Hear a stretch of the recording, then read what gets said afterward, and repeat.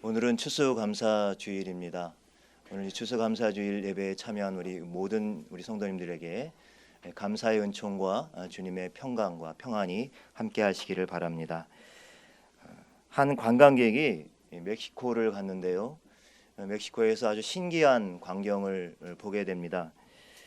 여인들이 한 마을에서 빨래를 하고 있는데 한쪽에서는 부글부글 더운 물, 끓는 물이 나오고 또 한쪽에서는 차가운 샘물이 솟아 나오고 있었습니다.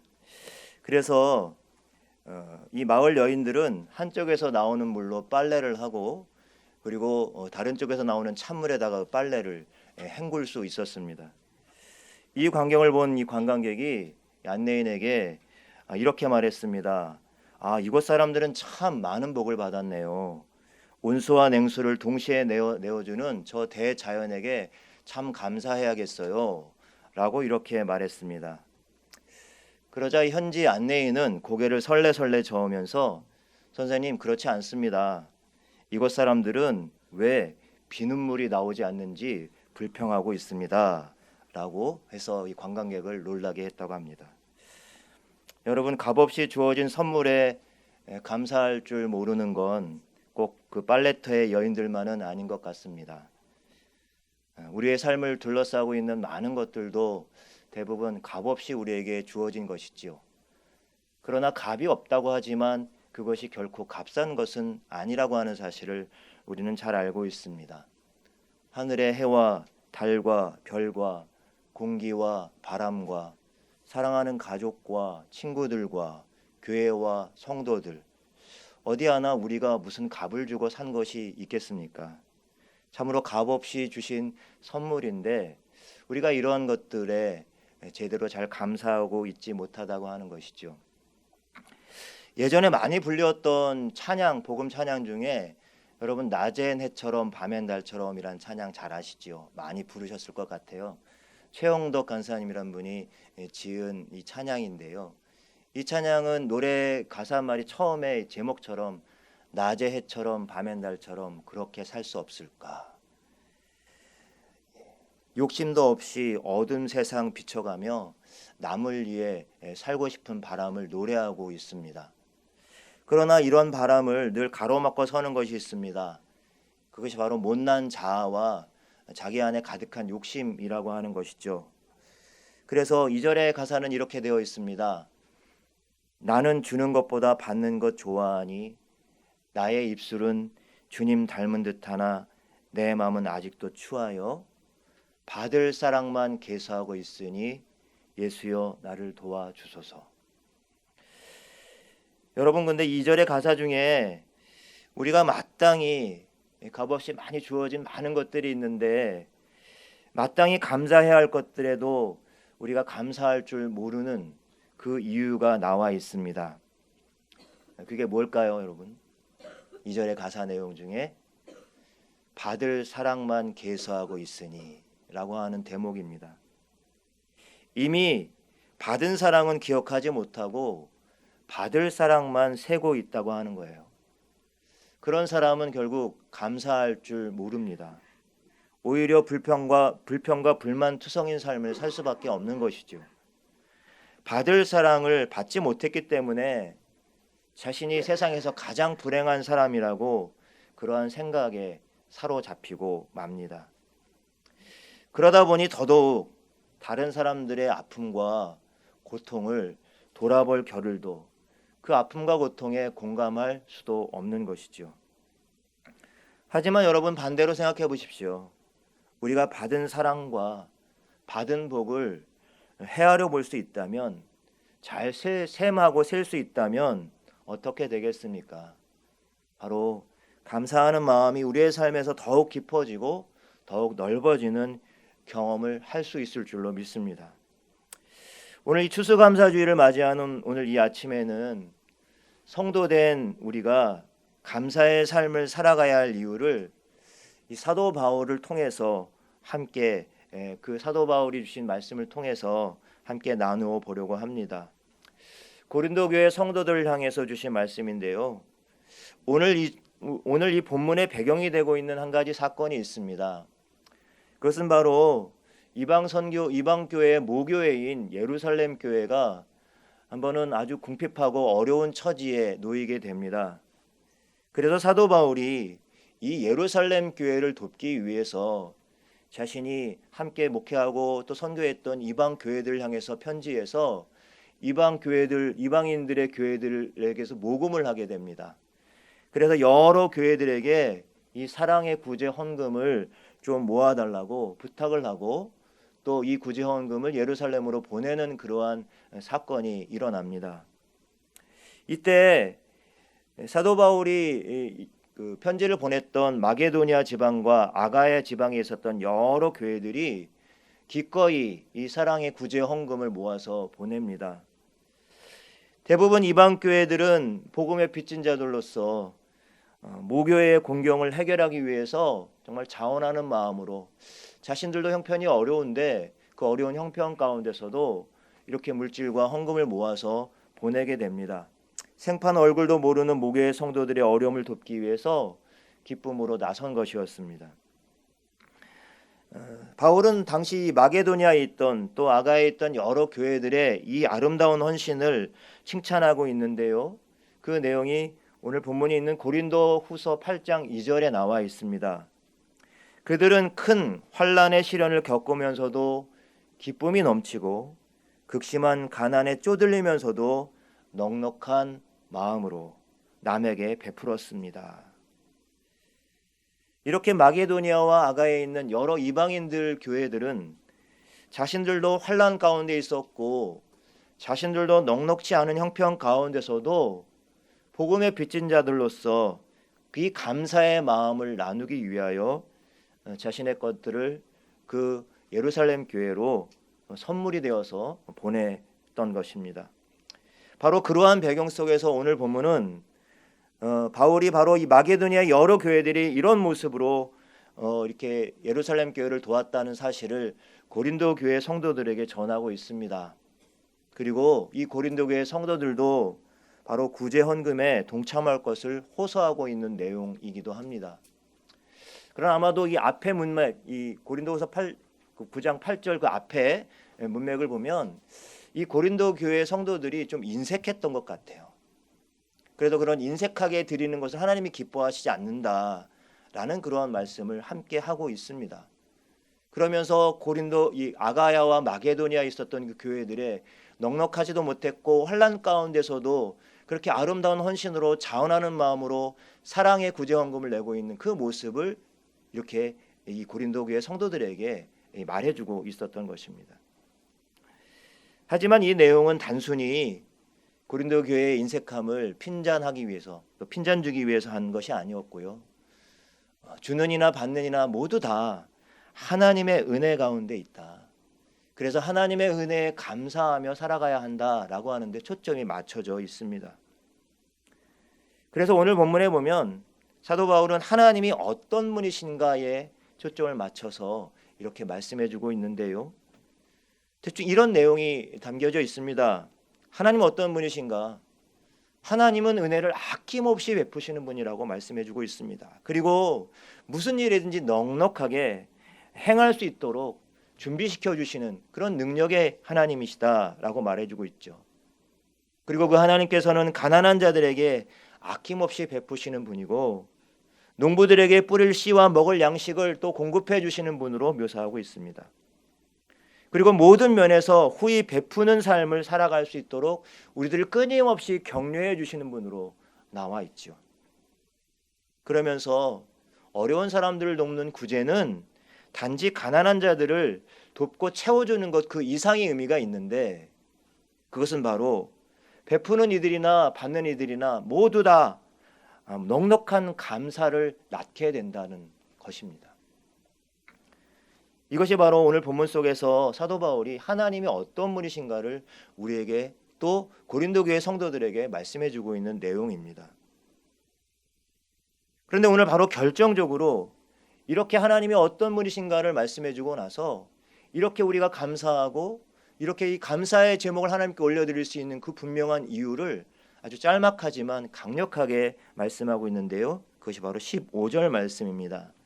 여러분 15절 말씀을 같이 한번 읽어보겠습니다. 말할 수 없는 그의 은사로 말미암아 하나님께 감사하노라. 아멘. 쉽게 말하면 여기서 그의 은사라고 할 때 그는 바로 하나님이시겠고요. 은사는 우리가 좀 쉽게 이해할 수 있는 말로 표현하면 선물이 되겠습니다. 다시 말하면 말할 수 없는, 다시 말로 표현할 수 없는 하나님의 선물, 그 하나님의 선물 때문에 바로 감사한다라고 사도 바울은 말하고 있는 것입니다.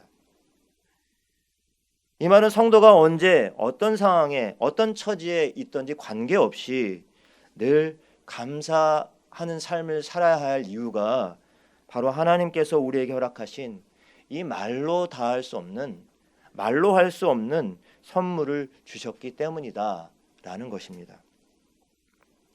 여러분, 사실 이 말씀은 그렇지만 이 말씀이 실제로 우리의 삶 속에서, 저와 여러분의 삶 속에서 쉽게 잘 동의가 되어질까요?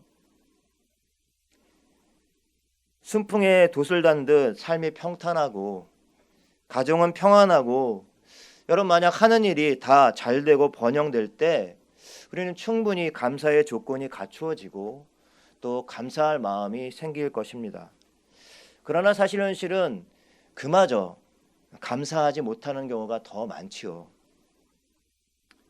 하물며 우리의 삶 속에서 또 우리 자신이 아니면 누군가 슬픔을 당하거나 어떤 질병에 걸리거나 사업에 실패하거나 하는 일마다 꼬이고 잘 되지 않는 사람이 과연 어떻게 하나님의 말로 다할 수 없는 선물을 인정하고 하나님이 베푸신 은혜를 감사로 여기며 살 수 있을까요?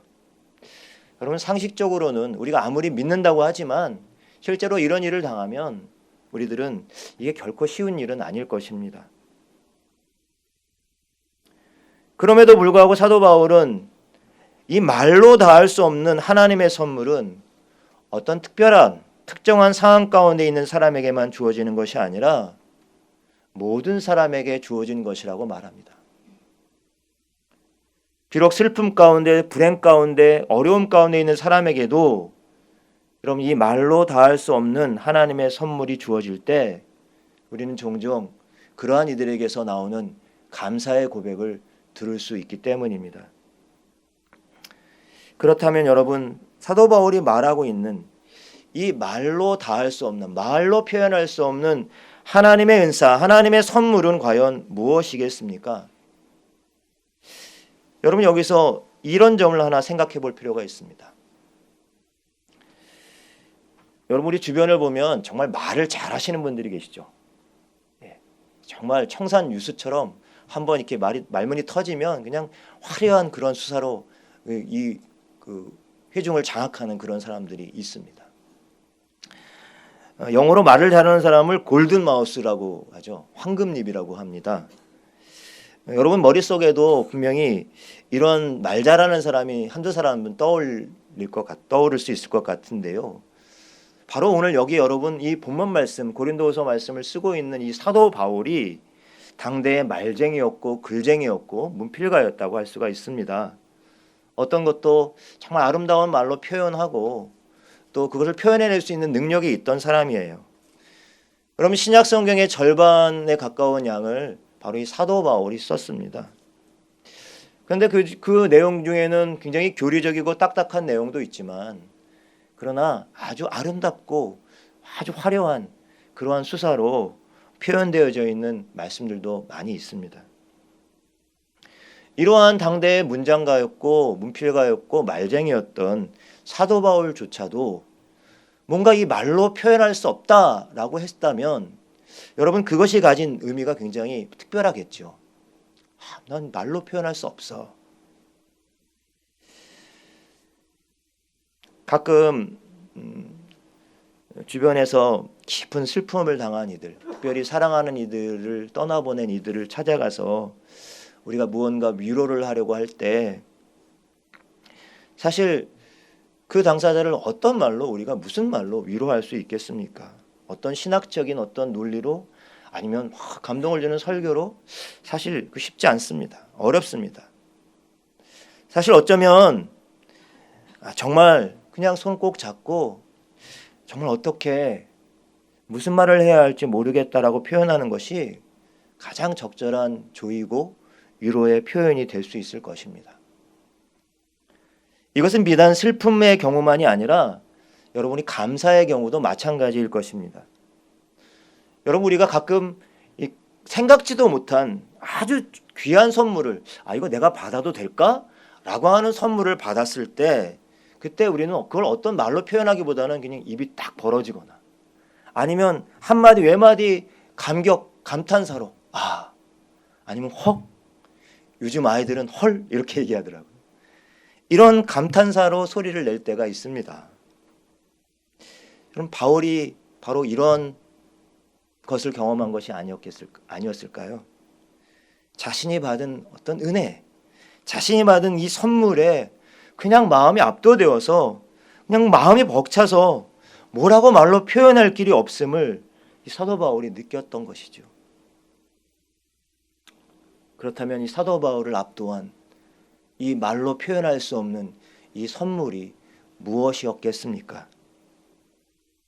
이미 여러분도 잘 눈치채고 잘 아시겠지만 그것은 두말할 것도 없이 하나님이 그의 독생자 예수 그리스도를 그에게 또한 고린도 교회 성도들에게 또한 바로 지금 여기 우리 모두에게 보내주신 그 사실, 그 일 때문이었을 것입니다. 사도 바울은 로마서에서 바로 자신이 받은 선물, 우리가 받은 선물에 대해서 이렇게 말하고 있습니다. 우리가 하나님께 감사하는 것은 여러분이 전에는 죄의 종이었으나 이제는 죄에서 해방되어 의의 종이 되었기 때문입니다. 이제 여러분은 죄에서 해방되었습니다. 하나님의 종이 되어 거룩함에 이르는 열매를 맺고 있습니다. 그 마지막은 영원한 생명입니다. 죄의 삭은 죽음이요 하나님의 선물은 우리 주 예수 그리스도 안에 있는 영원한 생명입니다. 이것은 오늘 개역 개정 성경에서는 죄의 삭은 사망이고 하나님의 은사라고 표현이 되어 있죠. 이 하나님의 선물은 우리 주 예수 그리스도 안에 있는 영원한 생명입니다 라고 고백합니다. 여러분, 그렇죠? 말로 다 할 수 없는 이 하나님의 선물을 받아 살아가는 우리는 전에는 희망이 없는 존재였지만 어둠과 죄 가운데 있었던 존재였지만 이제는 구원과 영생에 대한 희망, 부활의 희망을 소유한 존재가 되었습니다. 이전과 다른 새로운 존재가 되었다는 것이죠.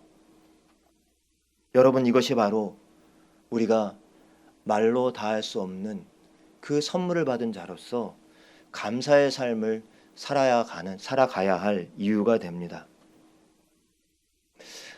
근데 여러분, 선물 받은 사람은 어떤 반응을 보여야 할까요? 선물 받은 사람의 책임은 무엇일까요? 무엇이 있겠습니까? 선물 받으면 감사해야지요. 감사의 마음을 갖고 감사의 표현을 하고 감사의 행동을 하는 것입니다. 우리가 선물을 받고도 이 감사를 하지 않고 감사의 표현을 하지 못한다고 한다면 그것은 사람이라고 할 수가 없습니다. 로마의 문인이었던 키케로는 이런 말을 했습니다. 감사의 말은 최고의 덕일 뿐더러 모든 덕의 어머니다. 이 말을 여러분 거꾸로 뒤집어 보면 우리가 어떤 은혜를 입고도 감사하지 않는다면 그것은 가장 추한 죄일 뿐더러 모든 죄의 어머니가 되는 것이 됩니다. 그러기에 사도 바울은 데살로니가 성도들에게 보낸 편지에서 유명한 말을 했지요. 그것은 바로 언제나 모든 일에 감사하라, 범사에 감사하라는 말입니다. 그러면서 이 범사에 감사하라는 이 말이 결국 여러분들을 향한 또 여러분들이 행해야 할 하나님의 뜻이라고 가르쳤습니다. 범사에 감사하라, 모든 일에 감사하라.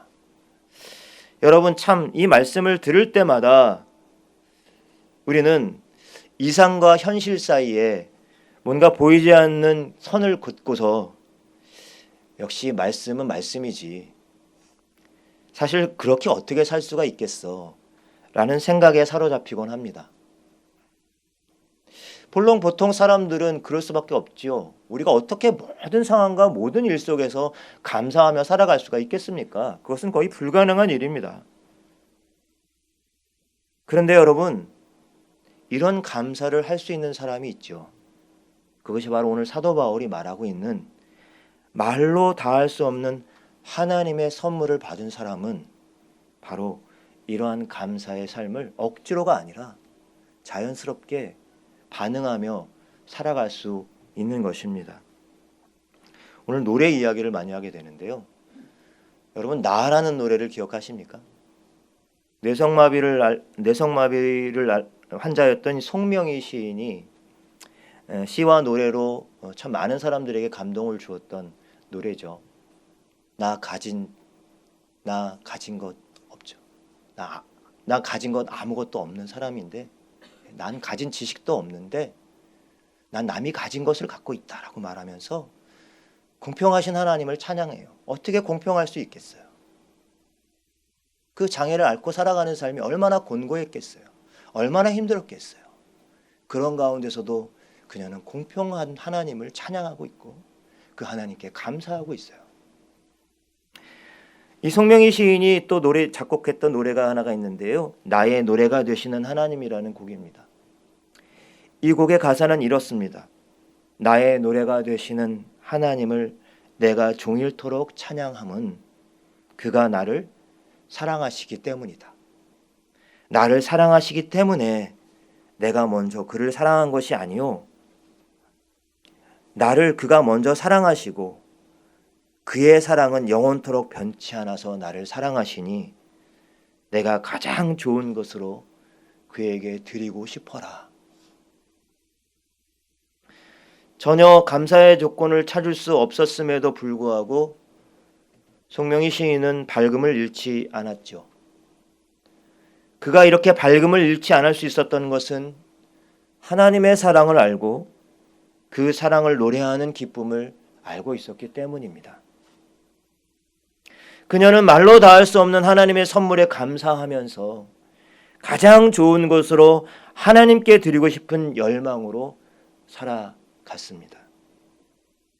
여러분, 그냥 백날 하나님께 나와 하나님 이것도 좀 해주시고 저것도 좀 해주시고 요청만 할 것이 있는 사람과 말로 닿을 수 없는 하나님의 선물에 감격하여서 어떻게든 뭔가 드리고 싶은 마음으로 하나님께 나아오는 사람의 삶은 여러분 결코 같을 수가 없을 것입니다. 누가 더 행복할까요? 자신의 삶이 말로 닿을 수 없는 선물로 주어진 것임을 알고 그 사랑의 빛을 갚는 마음으로 살아가는 사람이야말로 행복한 사람 아니겠습니까? 이런 사람은 환난 가운데서도 슬픔 가운데서도 실패 가운데서도 감사할 수 있습니다. 왜 그렇습니까? 주님께서 같이 계시고 손잡아 주시고 위로해 주시고 다시 일어설 수 있는 능력을 주시는 분이시기 때문입니다. 심지어 말로 닿을 수 없는 이 선물을 받아 누리는 사람은 죽음을 앞에 두고서도 감사할 수 있습니다. 왜 그렇습니까?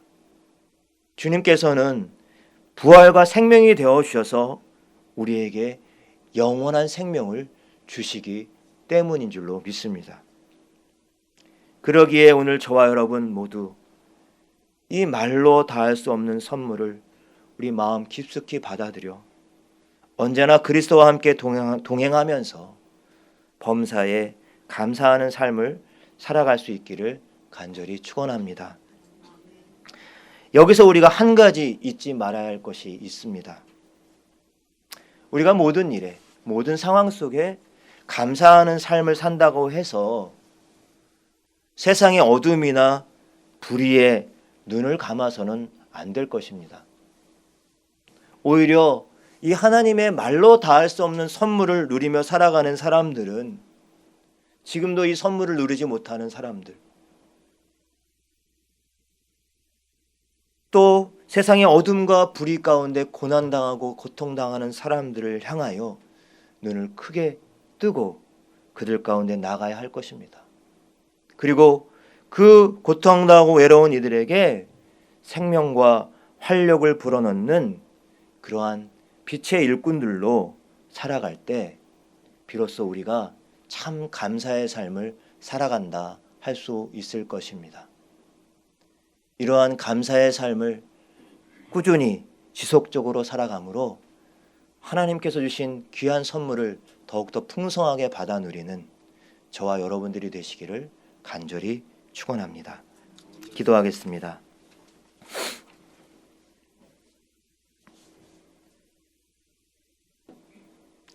온 우주 만물을 창조하신 하나님 아버지, 이제 가을 거지를 마친 농부의 심정으로 오늘 우리를 지금 여기까지 인도하신 그 하나님의 은혜에 감사하며 우리들이 하나님의 전에 모였습니다. 우리의 삶을 둘러보면 값없이 주어진 많은 하나님께 주신 선물들이 있음에도 불구하고 그 소중함을 제대로 알지 못한 채 늘 부족함 가운데 불만과 불평 가운데 살아왔음을 고백합니다. 주님, 우리를 용서하여 주시옵소서. 오직 말로 다할 수 없는 그 하나님의 선물을 우리가 풍성하게 누릴 수 있도록 인도하여 주시고 그 선물로 우리 가운데 찾아오신 예수 그리스도로 말미암아